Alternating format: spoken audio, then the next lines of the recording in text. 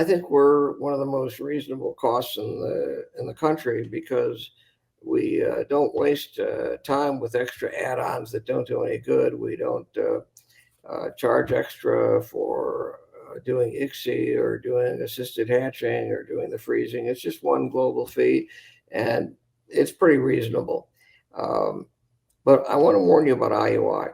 IUI can be very expensive, and you're not going to save that much money because the success rate is so low compared to IVF. In fact, this will shock you.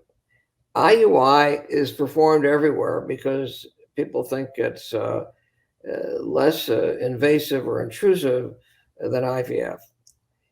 But it's not as good as intercourse. And let me explain to you why. This is a shocking statement. It is not as good as intercourse. Because when you ovulate, your egg is only good for about 8 hours after ovulation. So you're very unlikely to time this right. With IUI, the sperm go into the uterus, up into the fallopian tube, and they are gone in 3 hours. So you have to have more perfect timing. Now with intercourse, the sperm are absorbed by the cervical mucus, and they gradually go up into the fallopian tube over the course of 2 or 3 days. So if you're having intercourse 3 times a week, there's always going to be sperm that are ready when the egg ovulates. And that's what you want. You're not going to get the timing right.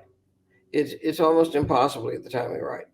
So intercourse is better because if you do it regularly, there will always be sperm there when you ovulate. With IUI, it's not as good as intercourse. So the results are just terrible.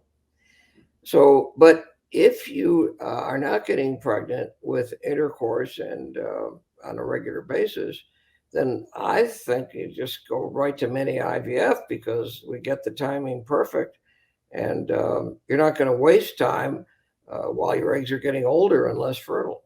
So I would recommend going straight to IVF.